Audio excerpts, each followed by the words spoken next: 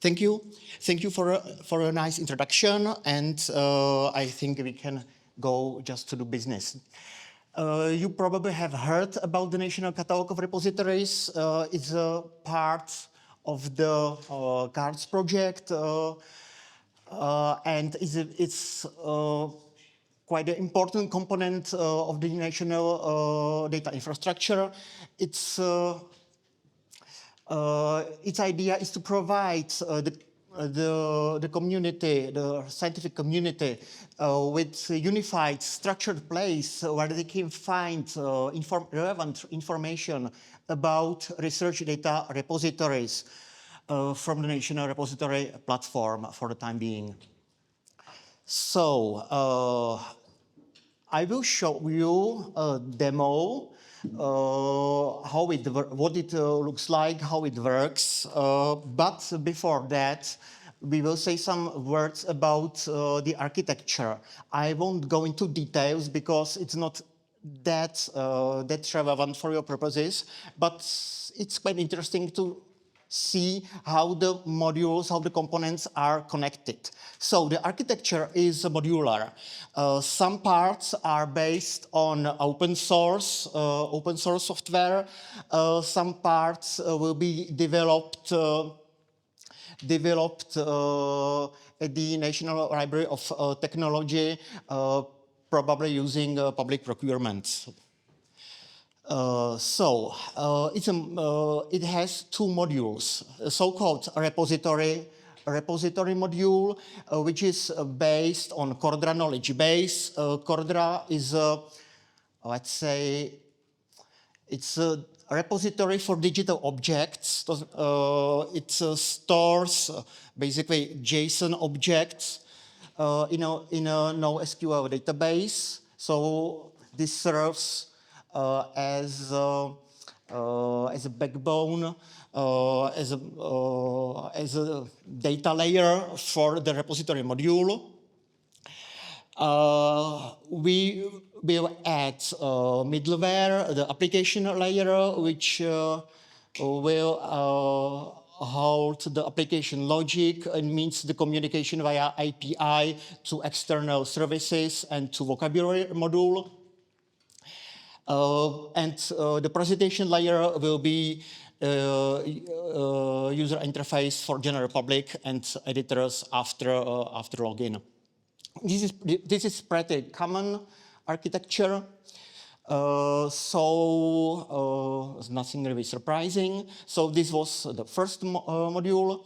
The other module is vocabulary module, which is based on open source software as Cosmos, developed by the National Library of Finland, Cosmos version 2,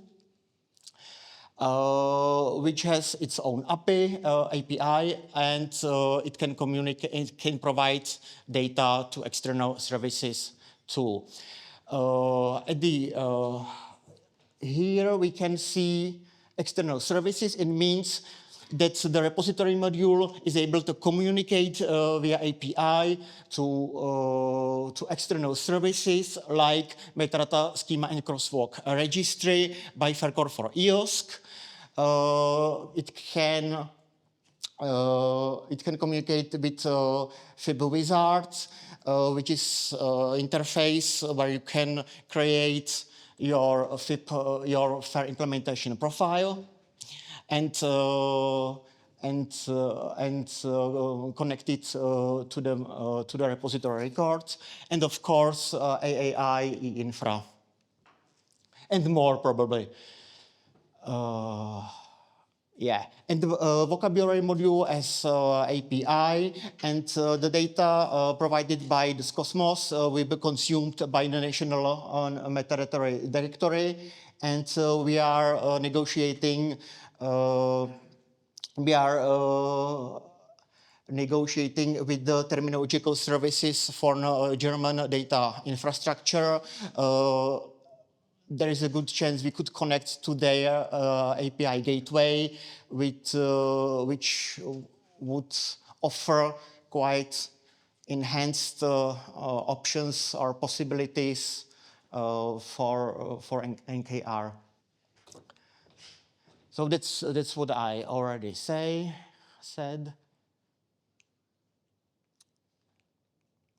Okay, documentation. Documentation of the metadata model. You can find it on Wiki. I think. I will show it right now. Hopefully. Pardon.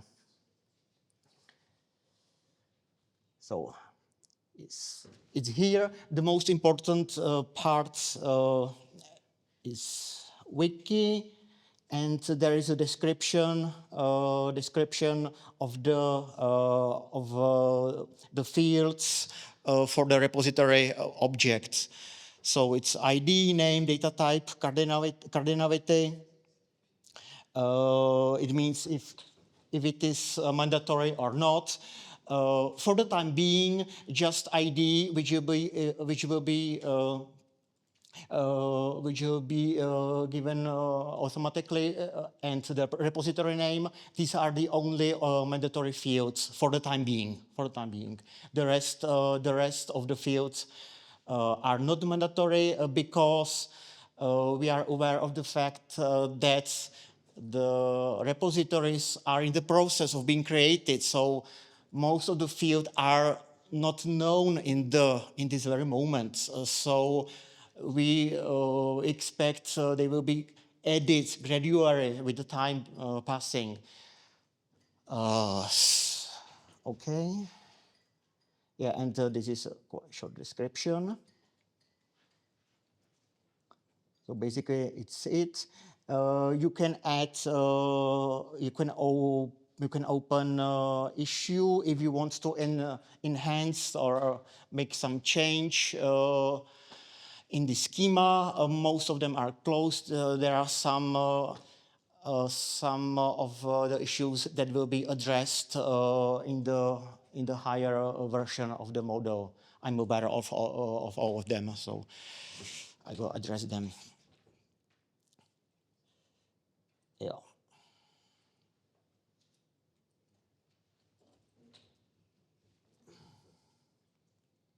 Yeah, that's what I showed. I think I will show the demo. It will be funny.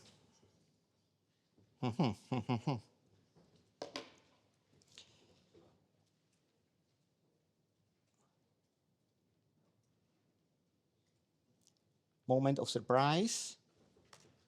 If you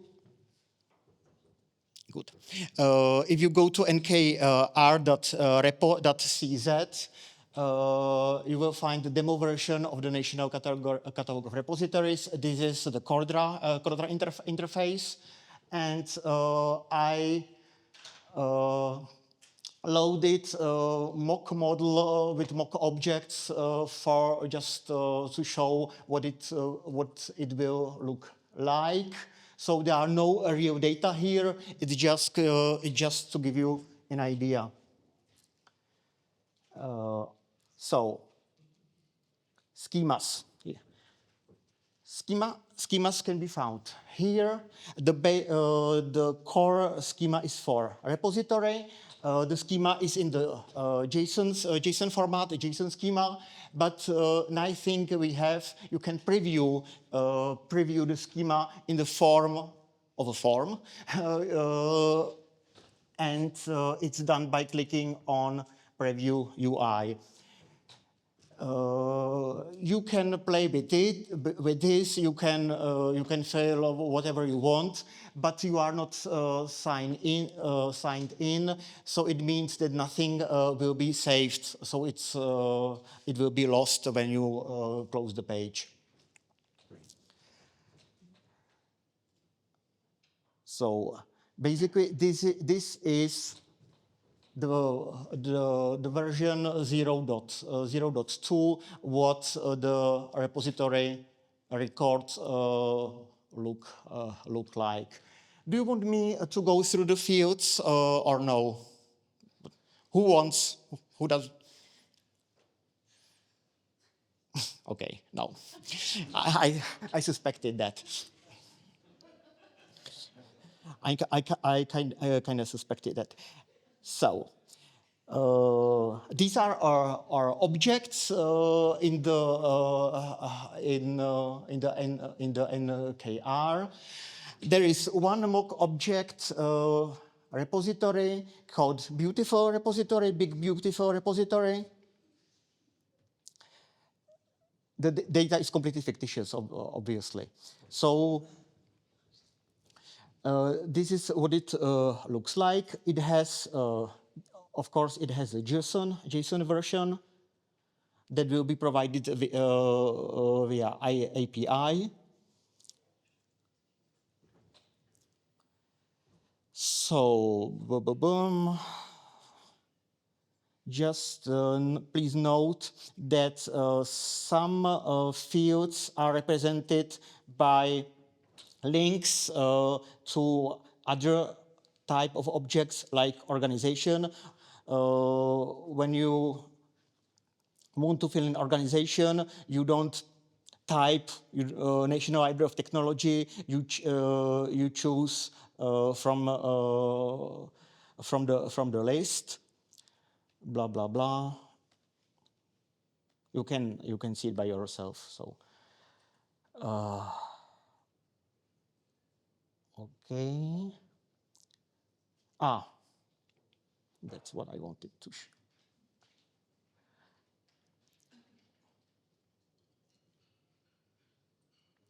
And here you can see how the objects are related. So the repository record for my big beautiful repository contains two links to National Library of Technology. Contains one link to license, contains one link to metadata standard, contains two links to licenses, and one link to metadata standard. You can see it by yourselves.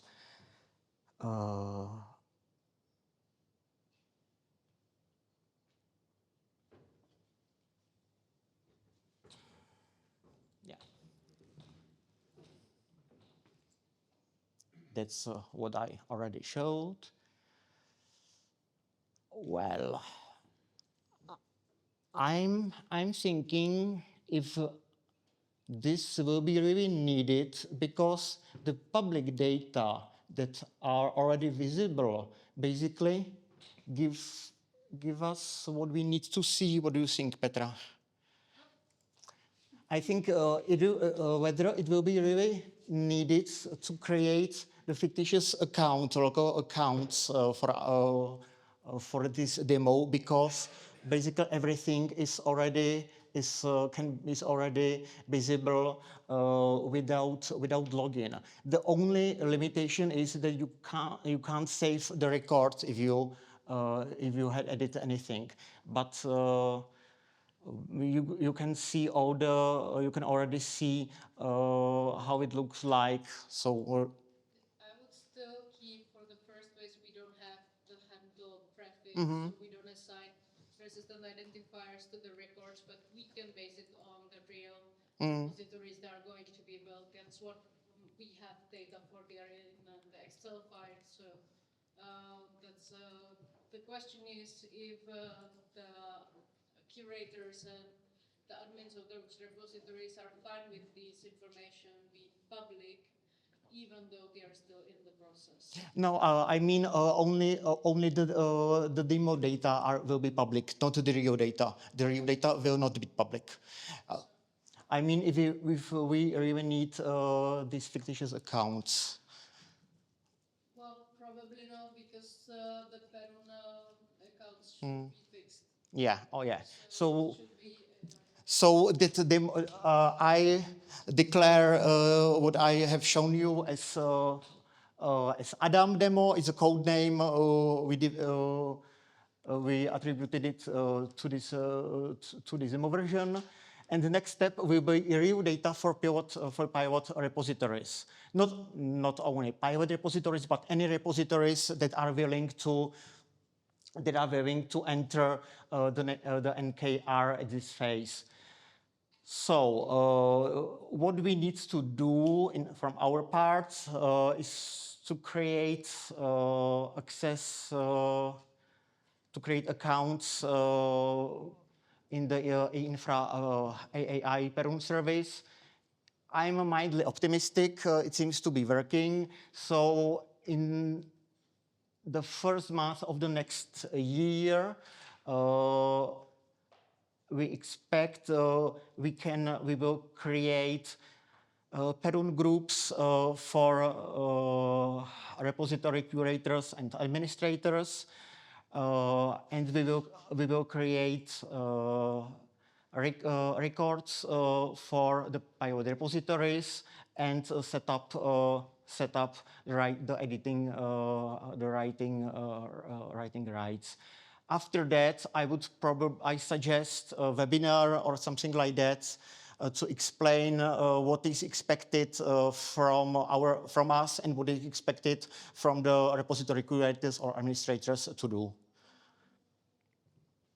Okay, some questions concerning the repository module, the repository registration.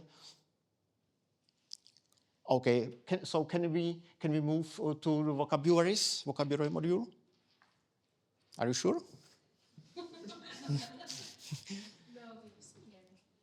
Okay.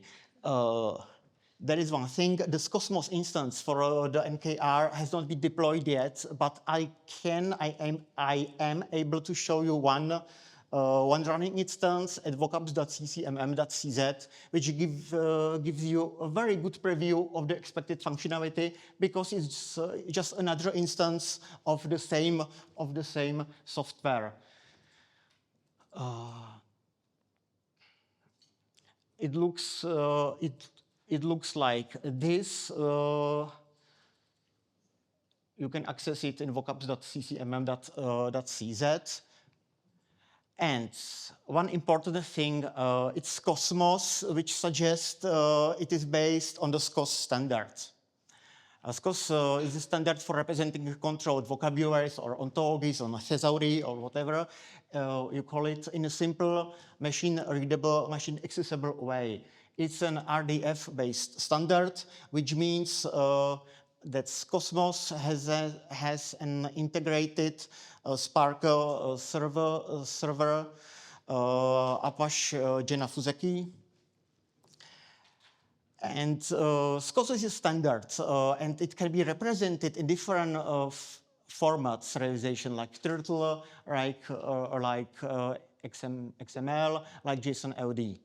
And the point is that all vocabularies registered in the NKR and visualized in Cosmos have to follow this standard, because if not, we are not able to process it, and we are not able to load it into Cosmos. We are not able to show it.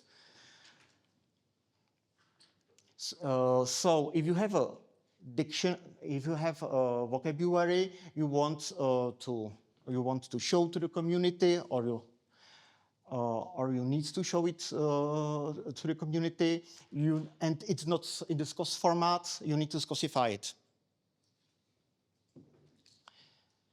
SCOSifying the vocabulary means you have to assign a URI to every concept because it's RDF-based. You can represent each term as SCOS concept. You have to add labels, like preferred labels, or labels, a tak dále, and so on.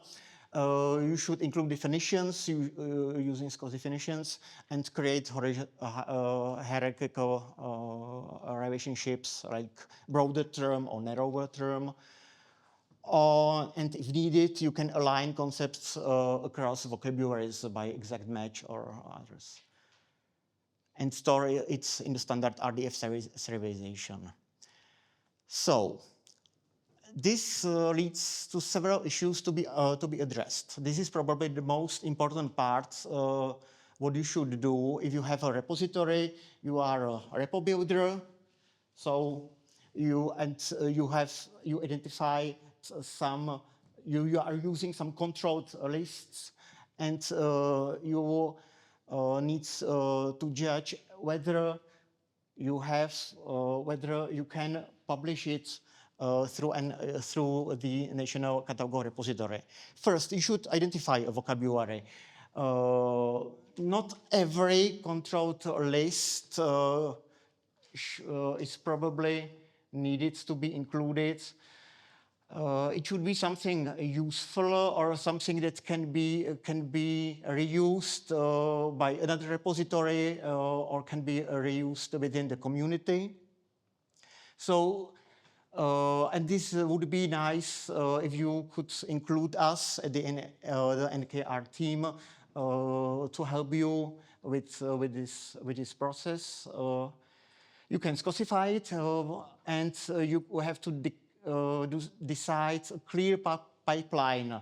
So, because you have vocabulary hosted somewhere, maybe on your local institution, maybe on GitHub. So you have to define where it's hosted and edited. How is it ingested into the repository software, like Invenio, or like DSpace or whatever, and how it will be published via the NKR.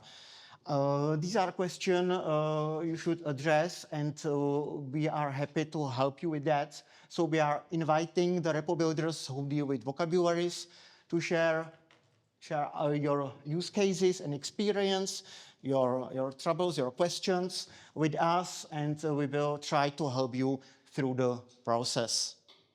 Yeah. So thank you for your attention, and I will pass microphone to Dan. Is it yours? No.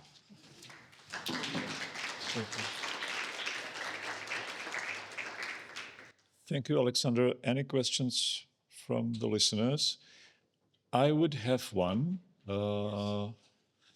What do I gain as a repo builder if I do register my vocabulary with you and you will make it readable to my community through SCOS? Usually this vocabulary is already established, maintained somewhere, and I, as a repo builder, I'm going to use this vocabulary and implement it somehow with the implementation team into my repository.